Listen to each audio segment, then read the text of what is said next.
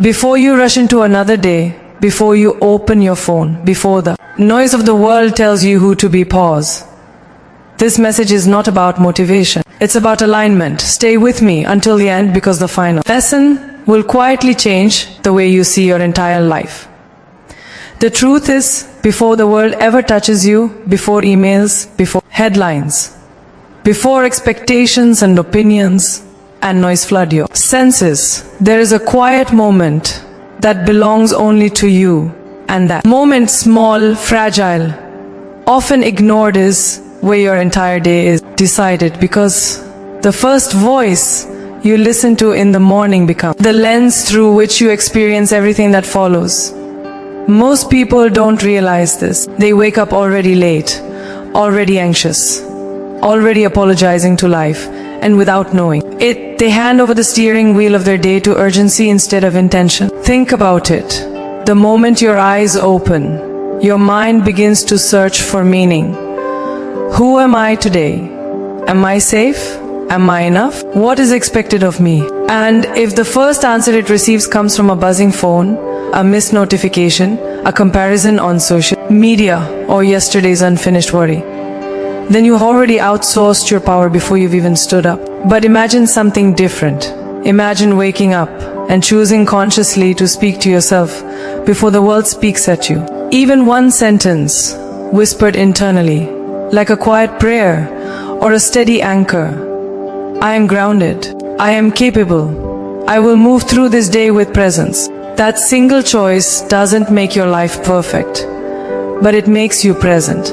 And presence is where power lives. I've seen this again and again in real life, across cultures, across success stories, across ordinary mornings that quietly shape extraordinary lives. People who seem calm under pressure, people who lead without shouting, people who don't collapse. When things go wrong, they didn't get lucky. They trained their inner voice, and they learned that mornings are sacred, not because they're productive, but because they're formative. Just like a child absorbs the emotional tone of a room, your day absorbs the emotional tone of its beginning. If you begin rushed, the day rushes you. If you begin critical, the day mirrors that harshness back to you. If you begin grounded, even chaos feels navigable.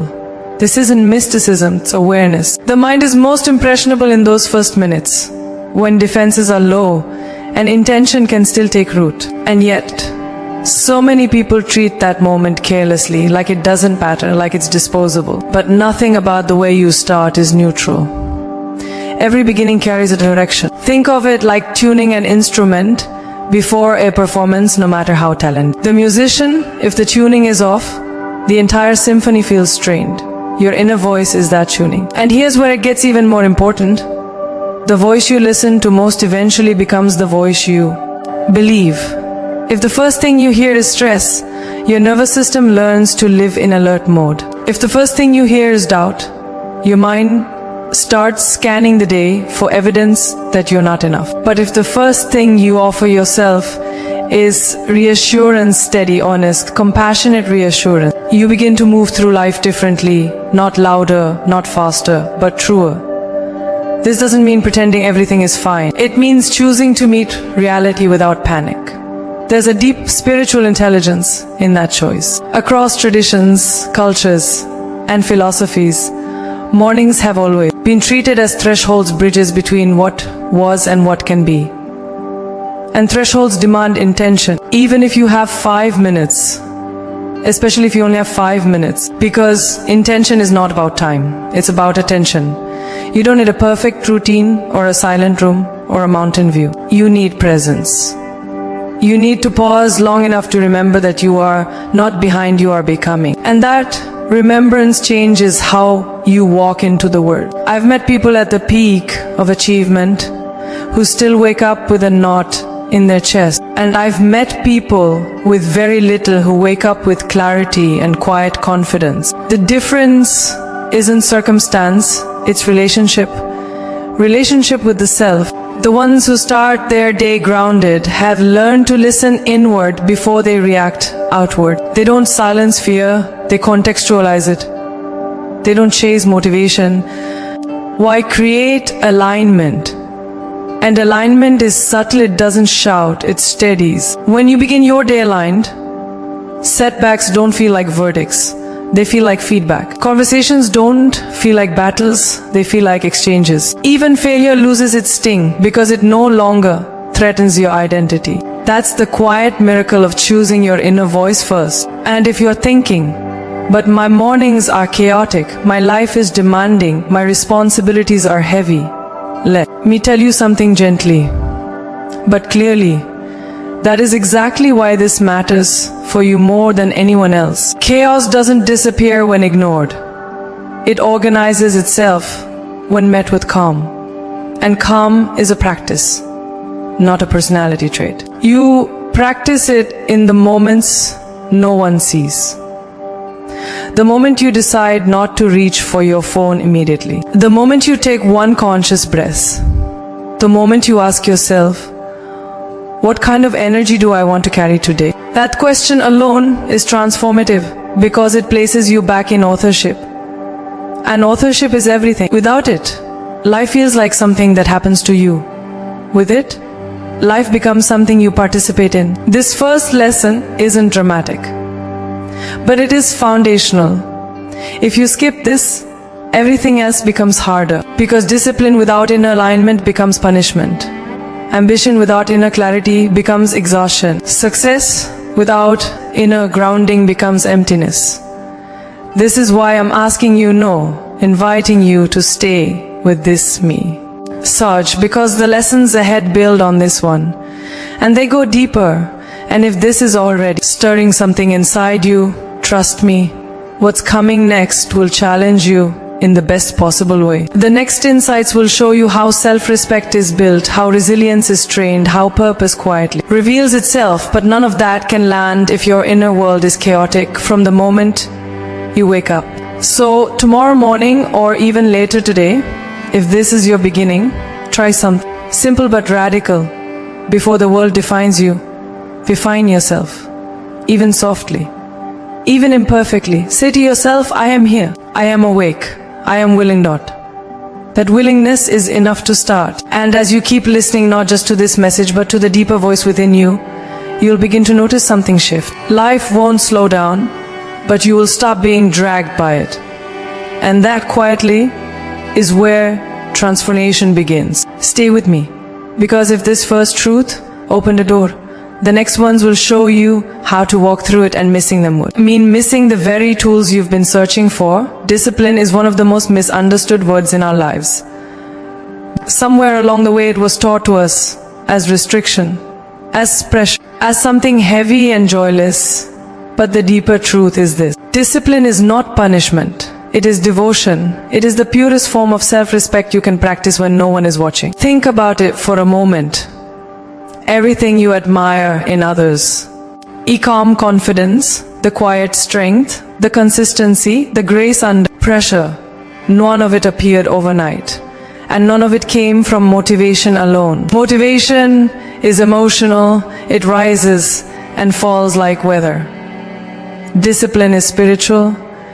It is what stays when the excitement fades. It is the decision to show up even when you don't feel inspired, even when the results are invisible, even when your mind is negotiating with comfort. And this is where many people lose themselves, not because they are incapable, but because they mistake discipline for cruelty instead of care. But true discipline is gentle. It says, I won't abandon you today. It says, I will protect your future, even when your present feels tired. Every small promise you keep to wake up when you said you would, to move your body even when it resists, to speak kindly to yourself instead of tearing yourself apart. Each one is a brick in the foundation of self-trust. And self-trust changes everything.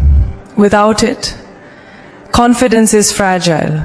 With it, even uncertainty feels manageable. I've seen people chase success with intensity, but no discipline, burning bright and burning out just as quickly. And I've seen others move quietly, steadily, almost invisibly, building something unshakable, not because they were more talented, but because they were more committed to honoring themselves. Discipline is not about doing more. It's about doing what matters, consistently, even when the applause is absent. It's the difference between starting strong and finishing aligned. And here's the part many people don't want to hear. Every time you break a promise to yourself, even a small one, something inside you listens. It learns whether you are reliable. It learns whether your words carry weight. Over time, repeated self-betrayal doesn't just affect productivity, it erodes self-belief. You start doubting yourself, not because you lack ability, but because you've stopped believing your own intentions. Discipline repairs that relationship. It rebuilds integrity from the inside out. And integrity is not about morality, it's about wholeness. When your thoughts, words, and actions align, you feel grounded. You stop feeling scattered. You stop feeling like you're constantly catching up to your own life. Imagine discipline not as a strict parent, but as a loyal companion walking beside you, reminding you of who you said you wanted to become. On days when fear is loud, discipline whispers direction. On days when comfort tempts you to shrink, discipline reminds you of your capacity. This is why disciplined people don't look rushed. They look rooted. They've learned that freedom doesn't come from doing whatever you want. It comes from being able to do what you choose. And choice requires strength. Strength built through repetition. Strength built through showing up when it's inconvenient. Strength built through saying no to short-term relief in service of long-term peace. Even spiritually, discipline has always been a sacred. Practice prayer, meditation, service, stillness, all forms of disciplined presence, not because humans need control, but because the soul needs structure to grow. Without discipline, energy leaks. With discipline, energy concentrates. And concentrated energy creates momentum. You don't need to overhaul your life overnight. In fact, transformation rarely happens that way. It happens quietly, through patterns, through choosing one non-negotiable habit that honors your future self, through treating your goals not like wishes, but like responsibilities. And here's the paradox: the more disciplined you become, the kinder you grow toward yourself. Because you stop relying on guilt to move forward. You stop waiting for external pressure to force change. You become internally led. And that kind of leadership is powerful, not loud, not aggressive, but deeply stable. If you're listening to this and thinking, I've tried discipline before and failed, let me reframe that. Gently, you didn't fail at discipline, you tried to build it through force instead of compassion. Discipline rooted in self-criticism will never last. Discipline rooted in self-respect will. Start where you are. Keep the promise small, but keep it sacred. One promise honored daily is more transformative than 100 promises broken weekly. And as you practice this, something remarkable begins to happen. Your confidence stops depending on outcomes. You begin trusting the process. You begin trusting yourself. That trust becomes emotional resilience. When setbacks arrive and they will, you don't collapse. You adjust. Because discipline has taught you that progress is not fragile, it's adaptive. And if this insight is landing deeply, stay with me, because the lessons ahead go even further. What's coming next will challenge the way you see validation, discomfort, and purpose itself. Missing those would mean missing the deeper layers of this journey. Discipline is the bridge between intention and identity. Cross it, and you'll start living differently, not perfectly, but consciously. And consciousness is the doorway to everything you're seeking. Keep listening. The most powerful truths are still unfolding. And if you stop here, you'll miss the part where everything finally connects. There comes a quiet but decisive moment in every life when you realize that the most exhausting job you've been doing isn't work or responsibility or ambition, it's auditioning for acceptance constantly. Performing versions of yourself in the hope that someone, somewhere will finally say, you're enough. We rarely talk about how deeply conditioned this is. From a young age, many of us learn to measure our value through reactions, praise, likes, applause, approval, attention. And slowly, almost invisibly, we hand over the authority of our self-worth to the outside world. The danger isn't that people judge us. The danger is that we start believing their judgments should define us. Because when your worth is outsourced, T becomes unstable. It rises when you're celebrated and collapses when you're ignored. One good comment can lift you. One careless remark can unravel you. And that is not a way to live. It's a way to survive emotionally. Always bracing, always scanning the room for validation. But here is the truth that changes everything. No one else was ever meant to be the custodian of your value. The world can reflect you, but it cannot define you. Think about how fragile external approval really is. It's influenced by trend. Moods, projections, insecurities that have nothing to do with you. Today you fit the mold, tomorrow the mold changes. So if your sense of worth is tied to being liked, you will spend your life shape-shifting, shrinking, performing, exhausting yourself just to remain acceptable. And over time, that performance costs you something sacred, your authenticity. You begin to silence parts of yourself, soften your truth, delay your dreams, not because they are wrong, but because you fear they might not be approved of. This is where so many people lose momentum, not because they aren't capable, but because they are constantly asking for permission to be themselves. But confidence, real confidence, does not come from being praised. It comes from being aligned, from knowing deeply, quietly, that even if no one claps, you still stand by who you are. I've seen people surrounded by admiration who feel hollow. And I've seen people misunderstood, even doubted, who carry an unshakable CA. The difference is not circumstances, it's where their worth lives. When your worth lives inside you, criticism becomes information, not a verdict.